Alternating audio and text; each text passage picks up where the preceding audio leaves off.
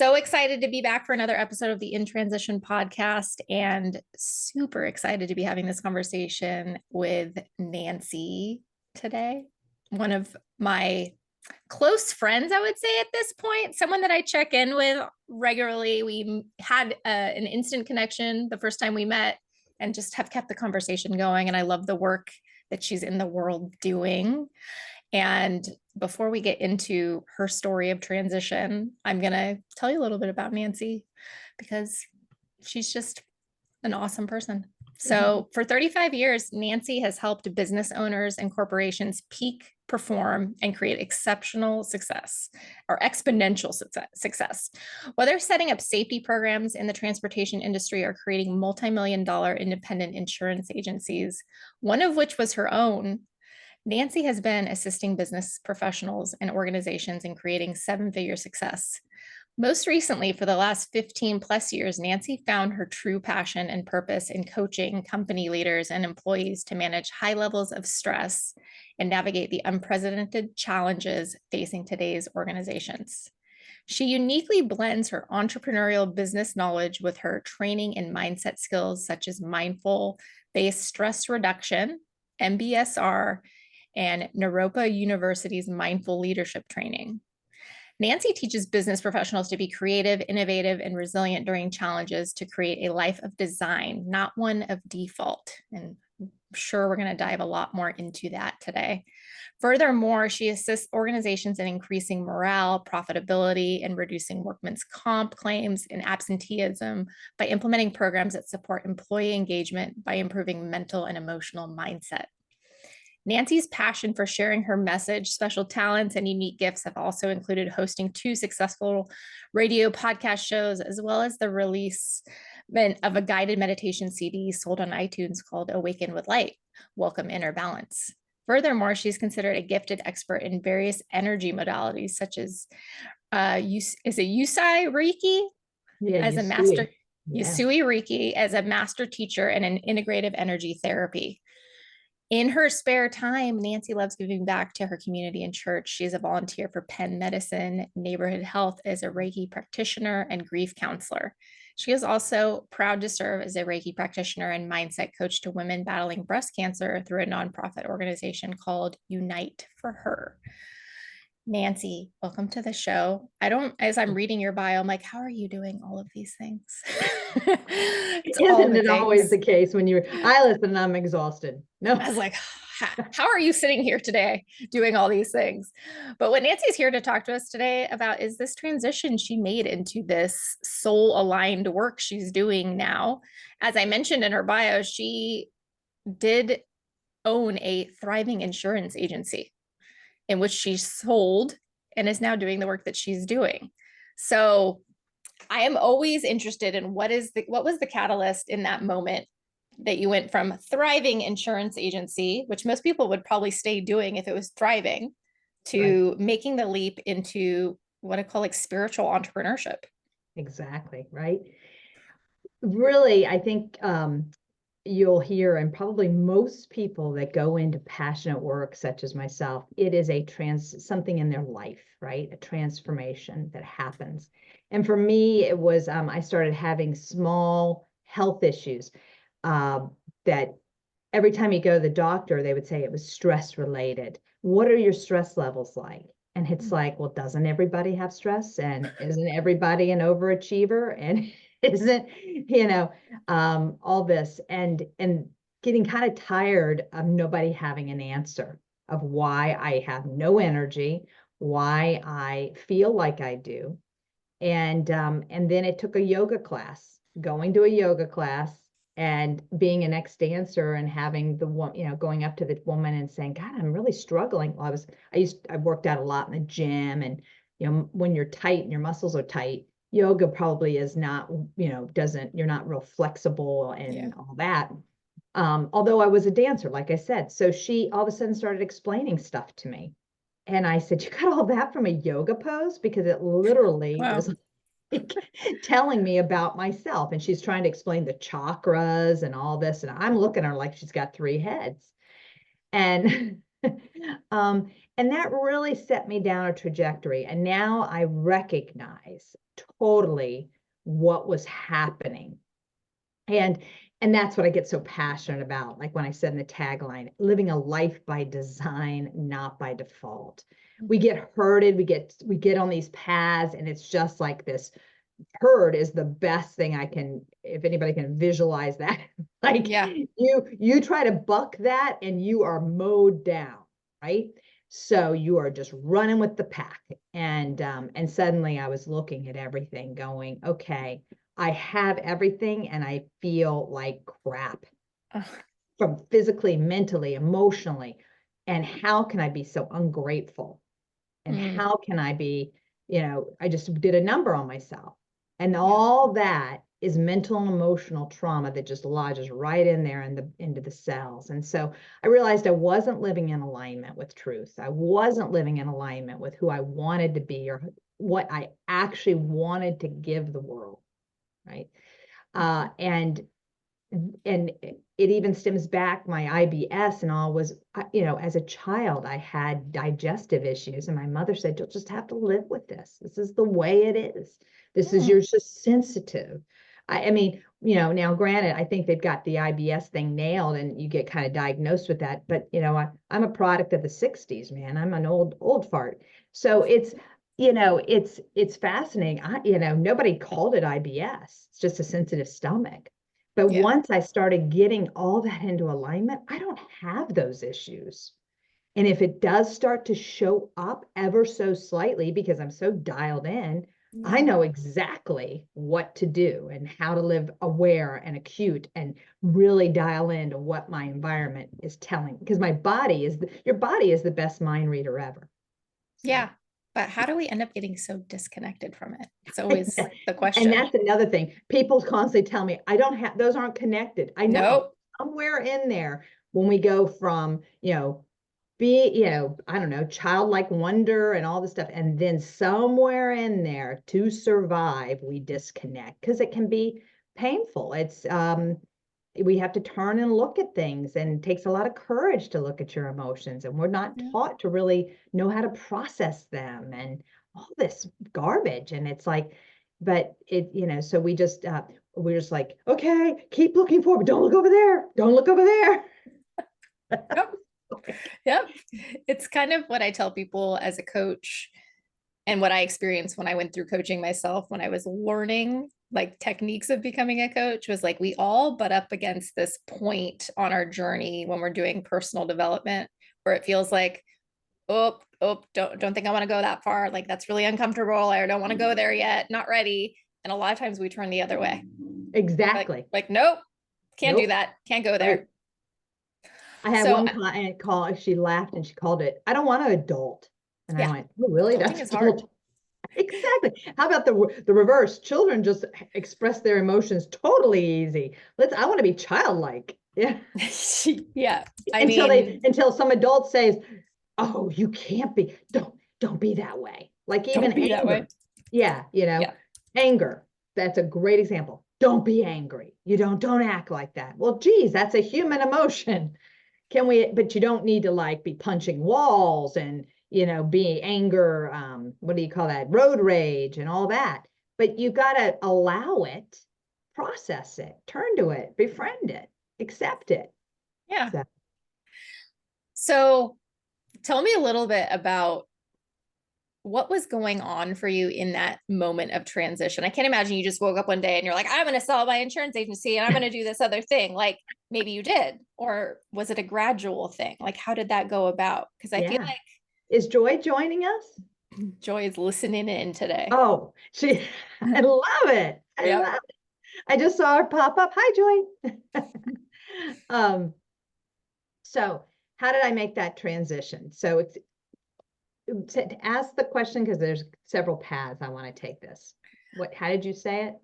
I said, did you wake up one day and we're like, I'm going to sell my insurance agency and go down the path of, spiritual entrepreneurship, or were seeds planting? Like what was your journey? Yeah.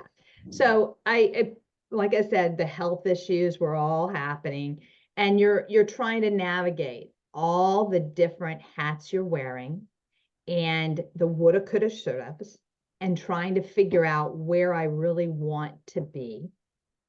And as you're doing that, you're living eyes wide open. So I was in a transit. The business was huge. It was business. I had 2 main offices, getting ready to pop a third. Like I said, it was 7 figures. And I got approached by several larger banks. And during that time too, we were making the transition of going paper to all computer. So the application, some companies had gotten on board. All the quoting of insurance was done by computer now, but the applications were still, some of them were very paper oriented and that kind of thing. So there was going to be this big investment. So this is the businesswoman that I am. Big investment to make that transition. And I'm standing at a crossroads. I can either do something, sell this business, pursue my passions, take some time off, be with my kids, figure out where the wind blows, which is huge for a person who's not a risk taker. Pretty, like you said, be very easy to stay there, right? But I chose, and I could have even, I helped the transitional sale of it. I could have chosen anywhere along that process to stay on, but really took the courage to say, no, I'm going to create a life I want to live. Not the easy, not just this, because this is not an alignment. This is affecting my health, mentally, emotionally. I didn't feel passion. I didn't feel purpose. I look back now, and even the characteristics that come into coaching, every profession I've ever chosen is helping people. I do believe you have to have insurance, and you need to be educated as to what you need to protect you, your family, your assets. So there's peace of mind. And I always sold from that space. I never sold from, oh, let me see how, how I can make extra money. There's all different ways of selling. So it was in alignment, and it was leading me to awaken really what my passion was, to help others, to genuinely serve, but not the capacity by which I wanted to do it. Greater alignment. Something that I hear so many women talking about in the realm of work. It's actually a conversation I just had this morning, how we get into spaces where we're feeling more aligned. And I love hearing from women, like tangible steps maybe you took to get in alignment, because I know this is part of what you do with people too, to create that life by design. So if I was coming to you and I am completely at a career crossroads, life crossroads, I don't know which way is up. Where do you start? Yeah, well, that's a great question. When from the perspective of how I help people, is really I have a proprietary, registered trademarked coaching methodology I call Pathway to Inner Peace, featuring the 4R method. And the 4 pillars are recognizing, living in a state of awareness. But there's definitely an art to that, because most people are they'll say, I'm aware. Like, I'm aware I'm at a crossroads. I'm aware I want to do something. But we're going to dive deeper than that, right? But it's really greeting them where they are in that, and then taking them yet a little deeper, releasing what doesn't serve. So you're starting to really come into that, finding your own. I love, I can think of 2 clients right now that were at a crossroads. Their job was, they were laid off, for lack of, you can call it all, each one has their own thing. And given that opportunity, now they've both stepped into something that they're passionate about. And so it's all about awakening that passion. I was fortunate enough to be working with them before they were laid off. Then we went through the layoff and we watched that whole process. Oh my gosh, if I don't get back to work, they could have grabbed that next thing that was coming that they could have just taken as a safety net. No, Mhm. no, didn't you just tell me this is what you want? How does that fit? How does that feel? And so you're dialing them in, you're teaching them how to feel it, how to really recognize, Mhm. and then releasing that, I need a job. What if this goes on for 6 months? What if this goes on for a year?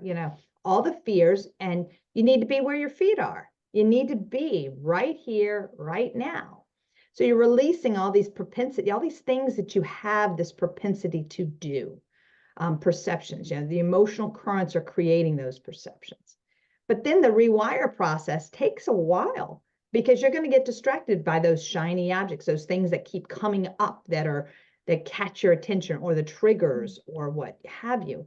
And so you're very danger of teaching them how it is about staying power. And it's about, yes, you might get knocked off. Yes, but you will have so much resilience to get back on. And that's where you're radiating your best self. So I take them through that process, and there's a definite method to the madness. But that's what I would encourage, like anybody at that crossroads. There's hiring a coach. You might not think, no, I lost my job, I can't afford a coach. Mhm. Well, you can't afford not to, because you've been given an opportunity for a change. You've been given an opportunity to do something different than what Mm. than the patterning that you have in your life. So Yeah, that default you speak yeah, of.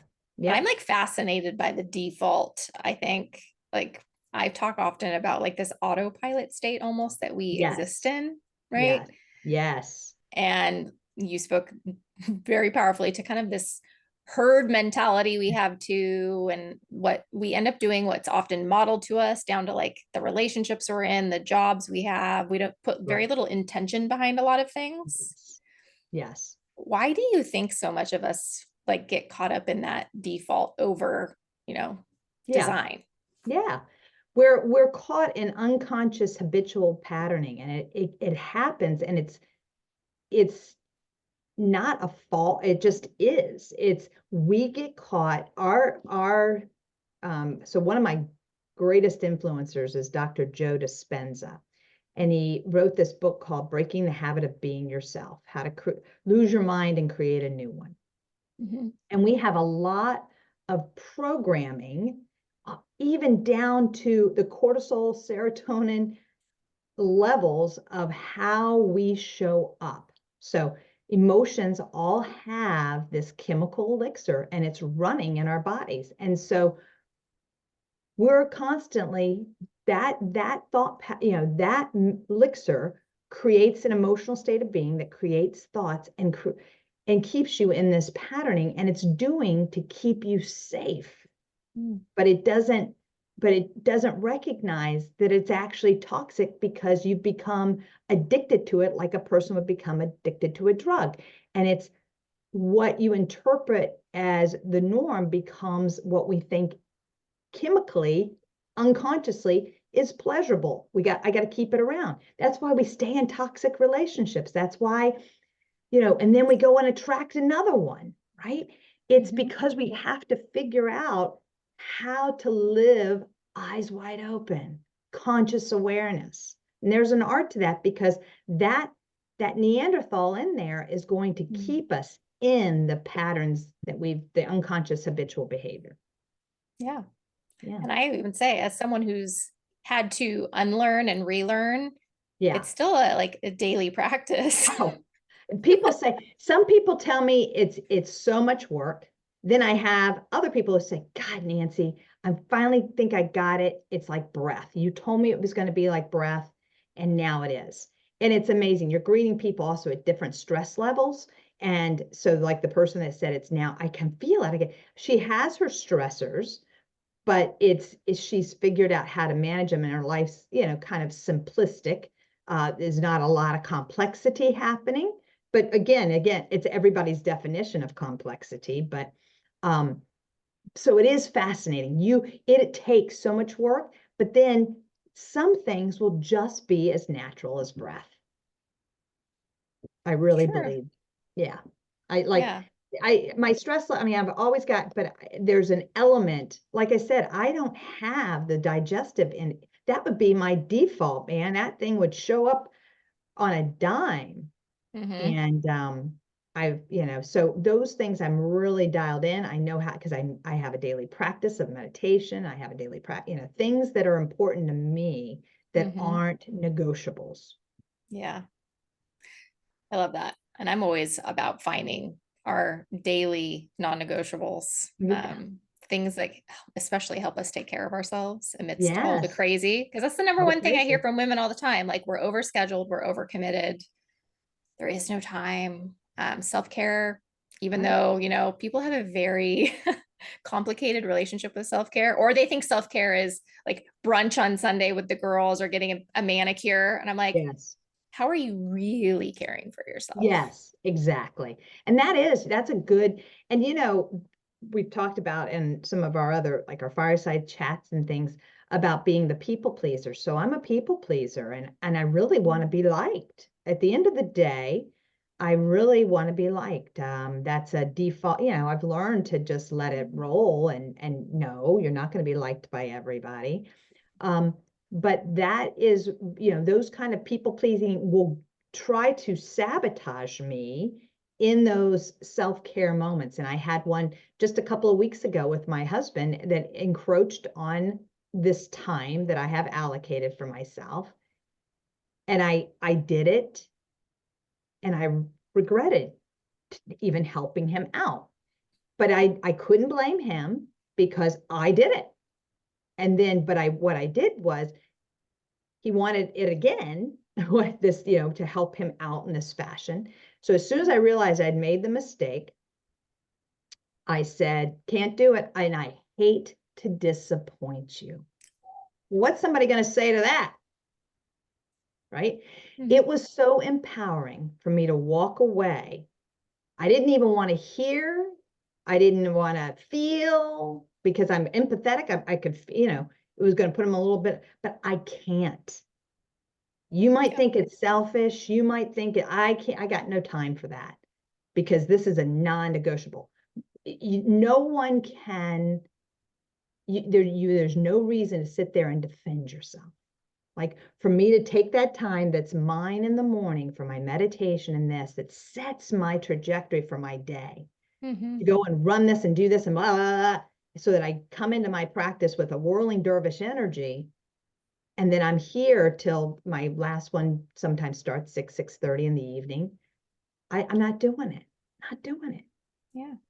And Boundaries. boundaries. And that you don't owe anybody an explanation, and they might not understand. And they might truly think it's selfish. That's why I had to walk away.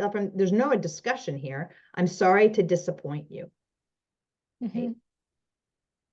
That's So that was my biggest issue in my last relationship with my ex-husband. I was the perpetual people pleaser. yeah. And I hate the feeling of disappointing people. So I love that you're Yes. saying, take space from that so you can't feel it. Yeah. Exactly. Like, no, I just need to like eject myself from this situation right now. Yeah. And the whole Because time I was helping him or whatever, and I don't typically, it's fascinating. See, this is why you can be on this journey and think you've mastered something, but it is in my DNA. I mean, this is yeah. deep. And so it can come totally, sneaky and all that. And then as it's happening and I'm doing it and I'm watching what it did to the rest of my, this is not happening again. Mm-hmm. It just took that. But what was really empowering for me, and hard at the same time, is not to project that onto him. That was not his responsibility. It was mine. It's for Yeah. me to say, no, I can't do that. And I'm Yeah. sorry to disappoint you. There's a lot of power in that. Yeah. Yeah. Well, and now where my mind goes, I'm like, I'm seeing joy in here and thinking about how we are creatures of habit a lot of the time, right? And Dr. Joe Dispenza talks about rewiring your brain a lot. Yes. And really, when we're going through some of these evolutions, and we're going down a personal development path, we're going to kind of be forced to break some habits, create some new ones a lot of the time. But Correct. some people I feel like are more habitual than others. Like, really live and breathe by their schedule and what they do in their day to day. And when they have to shake that up, there's a lot of friction. Yeah. Yeah. How do you approach that if you're in that space of, I know I need to shake some things up. What I'm doing is not working. I want to be more aligned, but I'm really struggling around, breaking up my existing Yeah. habits. I did a short video on this earlier on LinkedIn. I released on social media. This was an exact thing that was going on. I was talking to you about how I'm changing up my some business things and really dialing in my offers and how I want, things I want to give away, my lead mag and all this. This is outside my comfort zone. I just want to show up and do what I do and just bring me the clients, right? I'm passionate. I can make a difference. I got to do that. So when we talk about shaking it up, recognizing I can sit, but the businesswoman over here is going, you keep that up and you will not have the success that you're used to having. You'll watch your numbers drop. I mean, it just is what it is. Mm-hmm. So it's very, depends on, again, who and what is their pain and their level of pain. But I remember waking up and meditating and having this angst in my belly and turning to it and recognizing it's because I had slotted for the day to work on that. And I'm already doom and gloom. It's like, and I went, whoa, it's only because you're changing things up. It's only because you're shaking things up. You just want to keep doing the norm, but the norm might just go right into the ground. Mm-hmm. Right. So you got to have the courage. It takes great courage, but you also have to be loving kindness on yourself. And you have to just, one step at a time. Don't set the world on fire. Don't look at the whole thing. Just look at the first stepping stone and just make that and say, yes, I've got to make that commitment to shake it up. I've got to. And what is that? How can I start just one little step? Mm. Now, is Joy going to contribute or is she? No, she's listening to this, but I was like Okay. thinking, who's listening and what would be a valid thing to kind of talk about? What direction could we go in? Awesome. Because there's so many different directions we could go in listening to you and the things that you do. And I think where I want to go next is around just this idea of alignment. It feels like a buzzy word, and I am hearing it a lot with women in Yes. particular, seeking more alignment across the board, life, work. I mean, we hear work-life balance thrown out as a term all the Yes. time. Right. And I always go, I think it's more like harmony because I don't know that balance is really a thing in work and Yeah. life these days, Yeah. but Oh, I like harmony. I like that. harmony, like a pendulum that swings. Yeah. Kind of how I describe it. If a pendulum keeps swinging in one direction long enough, and it gets out of balance, out Yeah. of harmony, it just bangs against one side. Yeah. And That's you're like, exactly. Yeah. that's the wake up call. Not in alignment, not in Exactly. harmony. Something I needs love to give that. the other way. But I'm Yeah. wondering how you frame alignment for the people you work with.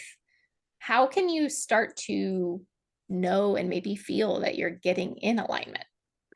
I think the first thing is really important is to start to dial in to turning, and I call it open awareness. When you are sitting in stillness, and it doesn't have to be an organized meditation, but it's sitting there with self in quietness. You could put playing some music. How do I feel physically in my body? Start at the base of your feet, start at the top of your head, start dialing in. What does my body feel like right now? And just plain and simple, feel the breath flowing through it. Is there a part that feels achy? Is there no feeling? Is there some feeling? Kind of just, being that observer, the witness of what's going on. You're not judging, you're just simply like a scientist looking at an experiment. And then what's the emotion? What am I feeling emotionally right now? And allowing yourself to actually feel. Now, this is really a tough one because sometimes we've shut that out so much that, I have people go, it really was hard for me. dial in what I was feeling. Mhm. But you just sit and you practice this stuff long enough, everything begins to speak because you're actually telling yourself, I see you, I hear you, I honor you. You're actually giving yourself loving compassion. And then what are the thoughts flowing through my head? And I like to tell people just to view them like passing clouds. Try not to get caught in the thought or the series of thought, but you're just viewing it. And when you start building a relationship with these three aspects of who you are, you begin to see pattern. You begin to see that body is speaking. The emotions, okay. And then here's a thought. And is that really what I want to think? I mean, wow, that's kind of interesting. And and then I call it open, just choiceless awareness. What has my attention? The ceiling fan, the noise outside, what has my attention? And what you're doing is you're training yourself to really be the observer and dialing yourself in to your present moment awareness. What's going on in the here and now, externally and internally. And I think that's a great way to start really building that relationship and getting more connected to yourself. Yeah, and it sounds like something you can basically do anywhere at any time. Correct. You don't have to have the eyes shut. You don't have to. It's, you're just tuning in. You're just tuning in. Yeah, because I feel like this is a big thing most of us are missing in a culture now that's dominated by what feels like constant burnout. Mm-hmm. We only resort to self-care or like these types of practices when we've already reached that stage. Yes, unfortunately. And that's exactly where I Forced. was. That's exactly. I had chronic fatigue syndrome, I think they Ooh. called it, and I had adrenal fatigue. Mm-hmm. So fascinating, but all that is healed. I've healed, I went and had my adrenals tested over it's just amazing the power of the mind and connection. That's why I'm a big proponent of even just a small meditation practice. I just tell people all the time, it's just because you're getting out of that sympathetic, that fight flight, and you're dropping into the parasympathetic and you're training yourself to do that. And breathing exercises activate the vagus nerve, which is all attached to the adrenal gland. So it's good stuff. So it's probably safe to say most people are living in some sort of state of adrenal dysfunction, Yes. hormonal dysfunction. It's like Yep. all tied together. All these are hormones and messengers. And it's interesting. We go to like pharmaceuticals more often than we go to natural kind of Yep. methods of resolving some of these things. And it sounds like you went the natural way. And you're Yes. recommending things like meditation, breath work, things that people hear about all the time. They're like, yeah, it almost seems like too simple. Yes. They can't Exactly. work. Doesn't it? Exactly. And I'll tell you, not to discount, man, I'll tell you, energy work for people who don't know what that is, really, now I wish there was a little bit more sides to that and a little bit more protocol for certifications and that kind of thing. But energy work is, well, Reiki specifically, Reiki,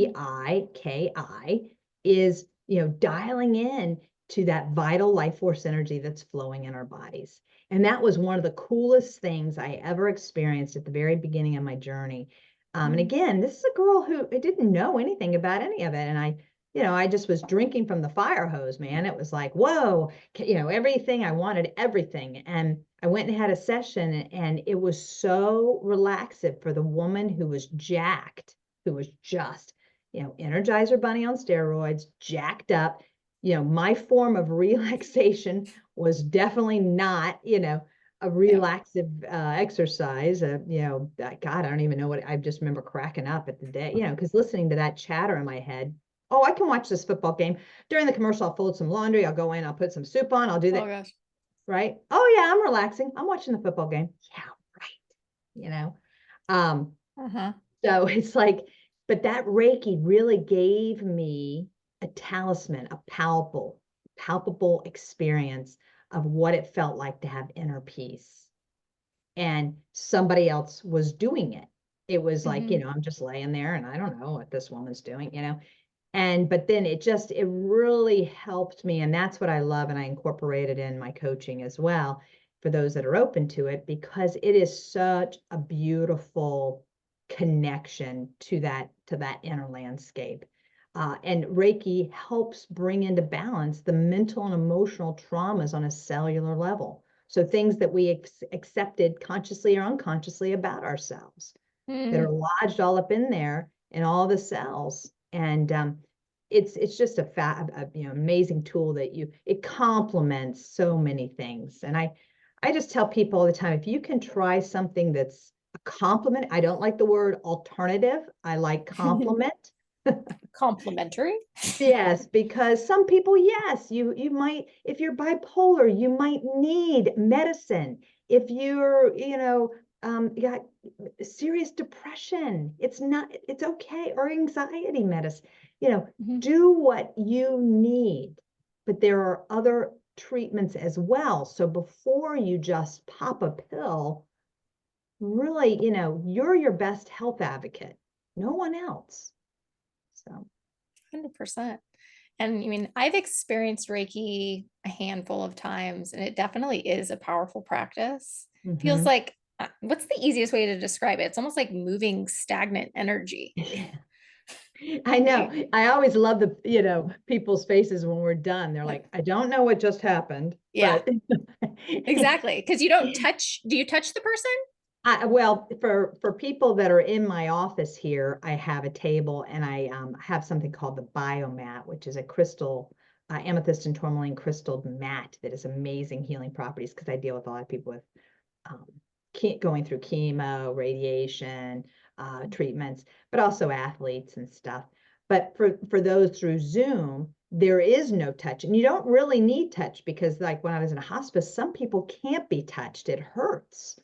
So, but it's just, again, it's this practitioner doing an energy style, you can see colors. Some people said it's like the lava lamp kind of imagery if they're visual people. Some people can feel the tingling in their bodies, see light. It's amazing. It's just, but if you ever have a chance to do it in person, the beautiful thing about a person, gently resting their hands on you, you can feel the hands fire up. So, especially here in PA, I'm cold natured. My hands are cold in the wintertime. And Hmm. then you can feel it fire up. And people are like, God, like that was like some serious heat, you know. And it's just an amazing modality. Yeah. I know for me, your breakthrough happened in yoga. Similarly, that's kind of where I started exploring like my spiritual side. It's like the only place I could go and not be in my head, Yeah, yeah, because exactly. I think that's just kind of a an issue most women I encounter have, where it's like we don't have any downtime to get out of our head. And Yes. it's very noisy up there most of the Very time. noisy. And it reminds me of the work of, is it the Untethered Soul, Michael Yes. Singer? And like Yes. the roommate, the voice that's in our head, some call it the inner critic or whatever, Yes. it's noise. And the way we talk to ourselves, because I was thinking as you're explaining going into meditation or just like feeling through your body and feelings, I love that you said no judgment as you're Right. doing it, because I Right. feel like for most people, the judgment Oh, is starts right away. ever Right. present. Oh, Right. I can feel my pants against my stomach line, and oh, I ate too much last night. And like all the ways we start, like little things, we just start to judge. Oh my God. It is like that is the one thing that people will hear me say constantly in the program, that when I'm working with them, because we judge everything and we are so accustomed to doing it that we Mhm. don't even notice it. So like you just said, like, oh, my pants. Oh, all of a sudden, oh, and then all of a sudden it's like, oh my gosh, you don't have time to sit here. You need to go fold that clothes. You need to go, Uh-huh. uh, you know, do that presentation. I mean, it's amazing. We'll sit there. That little voice in your head typically doesn't have anything good to say. Not It, usually. It can, so once it does, you know, once you tap into that other side, I call that, you know, the ego edging God out in some, you know, circles and stuff. It all depends on who I'm greeting and how and what language they're comfortable with. But it's the ego serves to get us out of bed. It serves to set these goals, and like I'm doing with my business right now. And that's my ego saying, you're not dropping below a six figure. Get going, girl, get going. It serves, but we have to have it in harmony, not balance. I love now harmony is my harmony. I like that. With that other voice that says, okay, but I don't need to be the task, you know, the taskmaster, the, you know, the work slave to myself. And you know, when do I need to give myself a pass? And when do I need to say, no, girl, put your big girl pants on and go do it? You know. I think sometimes it can be hard to recognize. Oh, I'm like thinking for very, very myself, I'm hard. like, do I need to take a nap right now? Or do I need to like push harder? Yeah. And that's where I think that practice that I'm talking about, it 5-8 minutes. If, you know, I just think it helps differentiate that voice. It really helps. You know, speaking of the untethered soul, and he also wrote something called like the surrender experiment, both of those. And I listened to him, you know, read it. Oh, I listened to both of those on audio. I was on the elliptical. Yeah, there I am. Yeah, multitasking. Yeah. Can't, you know, the girl's not totally like comatose over here, you know, just because she meditates. But listening to those, I mean, I listen to him and go, oh my God, he makes it sound so simple. It's I know. I wish it was. I wish it was. Because I feel like, oh, those are all the voices I wrestled with when I went to a meditation course. Yeah. And that's where a lot of people, when they get into meditation, feel like, oh, I'm failing at this. Yes. Or like, I can't do this. I can't do meditation. And I was like, well, is it a thing to do? Exactly. When I was training for my MBSR and I went up to this Omega Institute, we would sit hours. I'm going to say at least 8. They might get, you know, they gave us breaks through there, but we would sit for hours and meditate with Dr. John Kabat-Zinn and Saki Santorelli. And again, it was so funny to watch because you had the cushion that you sit on is called a zafu. I think it's spell it, but and you know, we were on this beautiful grounds, and they would start at some crazy morning hour, and then you're there. But the grounds were beautiful. This Omega Institute is beautiful. So I finally figured out, I was like, wait a minute, I'm going to be in there all day. So the morning one, I would go and sit somewhere and do whatever the practice was. And I remember coming into class and they're going, your zafu was empty today. Do you think that they noticed? Oh my God, you're like cracking up. I'm like going, oh yeah, don't give me my certification. Okay. I mean, so, you know, it is crazy. Like I recognize I will never win the award for sitting here in this closed space. Yeah. Right. And we had to do a silent meditation, and it was like 48 hours or something. And I quickly learned a lot about myself. I feed. So it was fine for a little bit, but then I started wilting like a flower. I needed to sleep in the middle of the day. Why? Because I wasn't being fed. I love interaction with others. So it's all about knowing, you know, I don't want to be, I'm not a true extrovert. When I was younger, I was probably more extrovert than I am now. But I do know there's an element that I thrive. You can't put me in a monastery where I was just silent. I would be dead. I probably would be too. I mean, I build community. Interacting with people is part of my everyday experience. Exactly. I was going to say, I think so. But at the same time, there's also, like you said, knowing yourself. Because even as I say that, like I thrive on connection, there's also a piece of me that needs alone time. And I have to recognize that too. Like that I have to find that harmony too of, yes, people can fill my cup, but at the same time, I have to protect my energy. Exactly. I only have so much to give.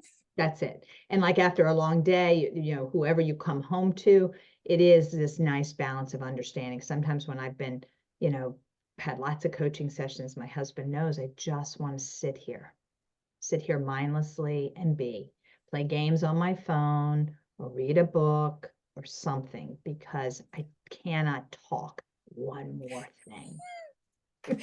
Or like sometimes it's just as simple as we need to shut our brains off a little bit. Yeah, that too. It's like I just feel taxed and I need some time. But yeah, we have to be able to express that too, I think, to the people in our lives. Exactly. So going from default to design, I imagine is a squiggly path. Is there experimentation in here? Like, what can someone expect if they're working with you as a client? Like, is there a roadmap? Is there fits and starts? Because I feel like in any personal development type journey, if you're like, I need to change something in my life, like whatever's going on right now is not working for me. There's going to be those kind of what we talked about, those points of resistance. Yeah. Like, oh, don't know if I want to go there or do that. How do you find that the journey is when someone comes to work with you? Like, are they fully ready to surrender on board, or is it like, oh no, little push pull? It's push pull. And the first thing I say to them, I commend them for pushing through the uncomfortable, right? Mm-hmm. Or the overwhelm that working with me, oh my God, you're going to make me look at all my crap. Oh no. No, thank you. Bit too much there, or, they start hearing when I say, okay, I'm going to make this personalized recording that's 10 minutes. And I want you to practice it if you can daily, but at least a couple of times a week. Oh God, I got homework. You're not going to just miraculously fix me when we come in here for the hour, session or hour and a half, Mm-hmm. no, you got to put in some work, So it's definitely, and I just commend people. It takes great courage to hire a coach. It takes great commitment to self to work with somebody. But if you want to push through that uncomfort, you're going to have a new zest for life. You're going to find your true north. You're going to get a sense of peace and fulfillment, a calm, clarity, connection. There's so much juicy goodness, but it's not living up in the clouds and not being on this earth. The human experience is filled with suffering, but you're going to have tools in your toolbox. So you don't amplify it to the suffering. It's just a challenge. It's a pain. It's a pain point. But you give people, the ability to have tools in their toolbox to navigate. And it's so rewarding. But yeah, it's definitely not for the non-courageous. No, it's not. And that's what I tell any woman that wants to work with me too, that like you're gonna have to go places that are not gonna be comfortable. Right. Oh. But the what's the saying? The Joseph Campbell saying, the treasure is like somewhere, the treasure is inside the cave you fear to enter, kind of quote. Oh yeah. The treasure you seek is in the cave you fear to enter. Yeah. So it's like all those places we're trying to avoid, all those corners of ourselves that we're trying to steer clear of. That's where the gold is. Yeah. And it really enhances and enriches all your interaction with others. I think that's the greatest gift. You still might have dysfunctionality in your life, and you might look at people around you and see how broken and suffering and all that, but you're just able to navigate and not take it on and not, that was my biggest, empowering, is not take it on. It's not mine. Stay in my lane. That doesn't mean, again, I'm not being selfish. I'm over here cheering you on, and I've got a hand to lift you up, but I'm not coming down there. I'm lifting you up. And it's like, and if you're not wanting to get lifted, I got to walk over here, and and I'll come over and I'll interact, but I got to know, like, yeah, it's like I'm waving from across the railroad track or something. I don't know. I'm on this track and you're on this track.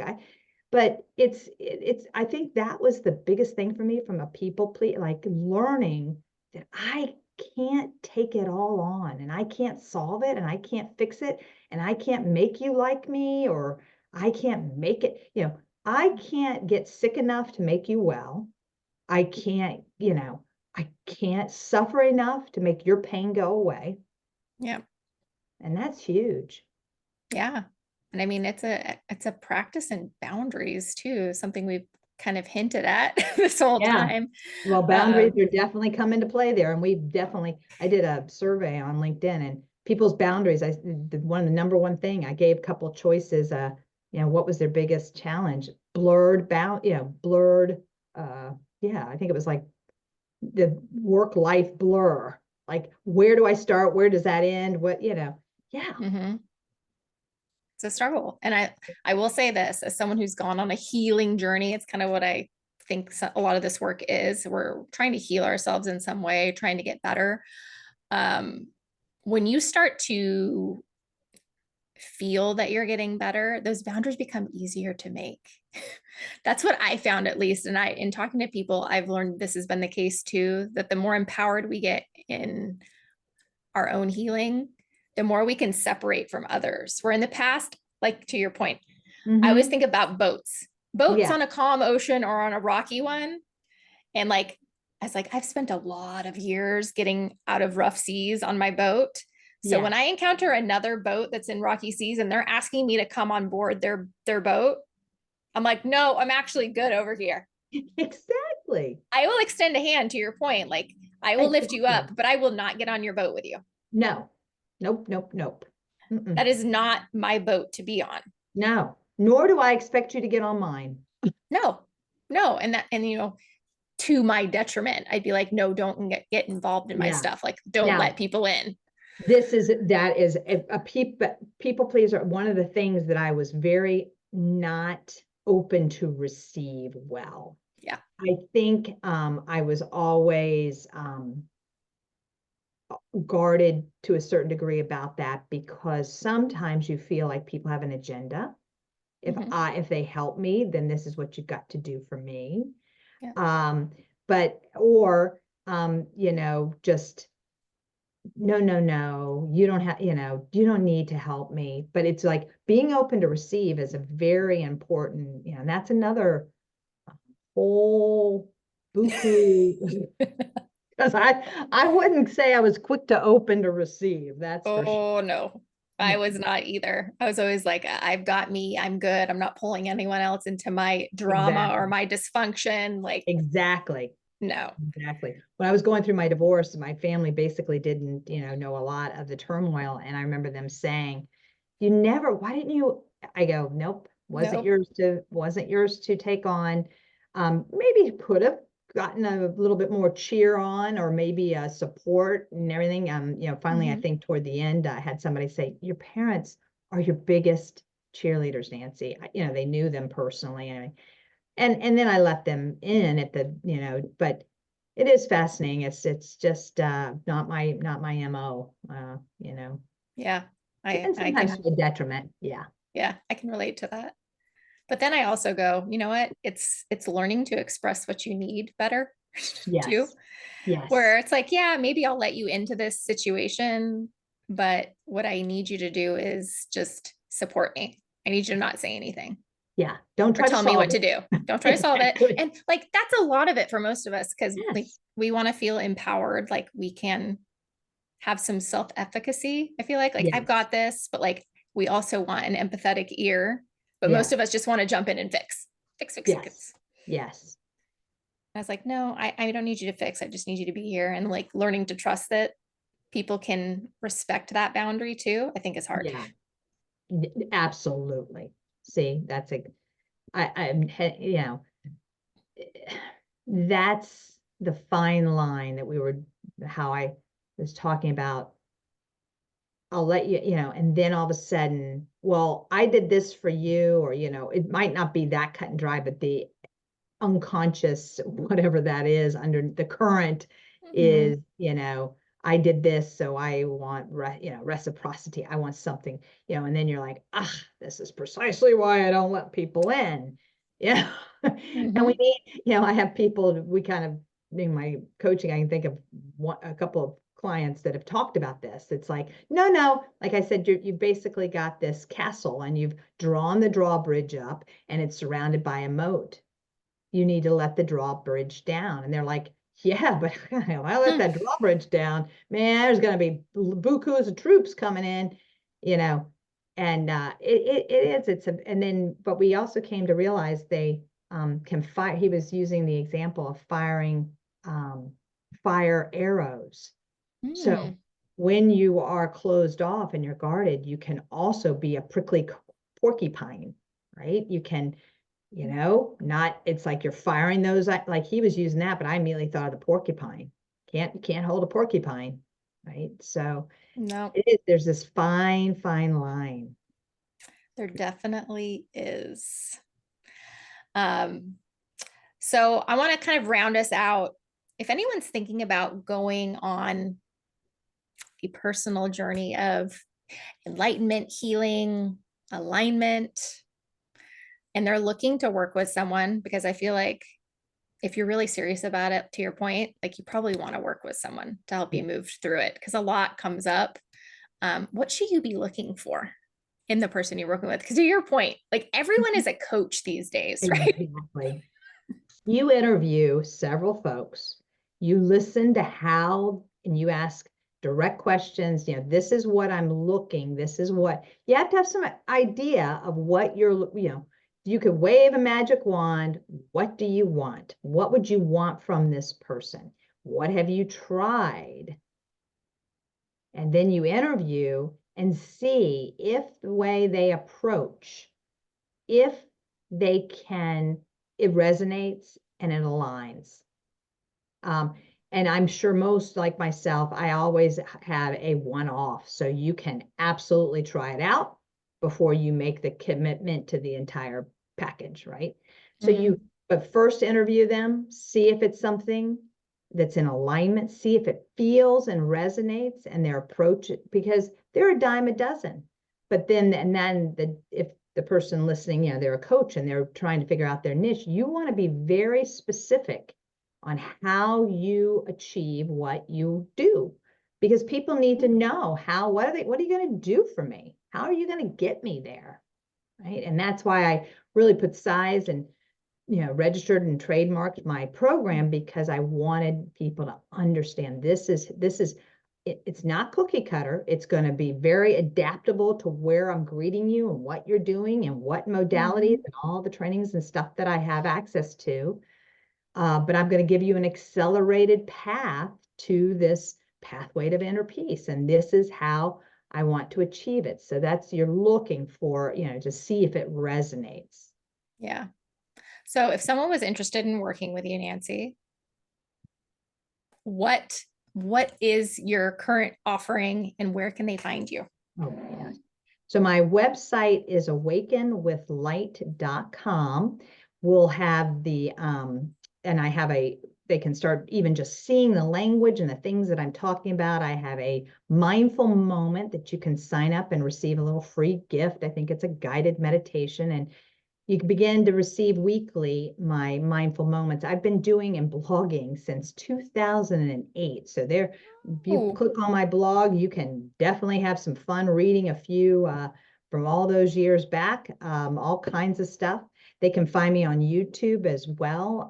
Lots of very insightful videos over there.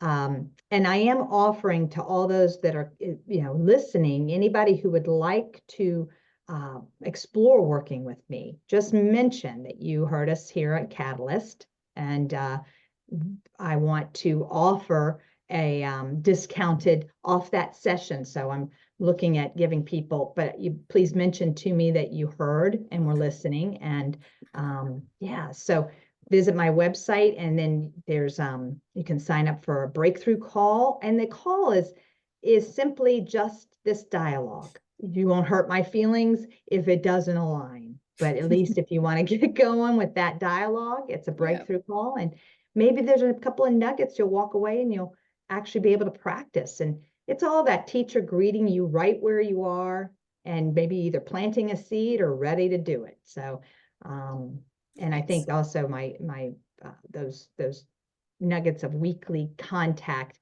kind of give you a feel too, if you just want to watch from the sidelines.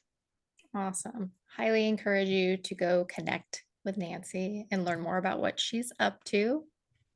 Very powerful work. Any last words of wisdom for anyone looking for more alignment and to live life by design? Yeah.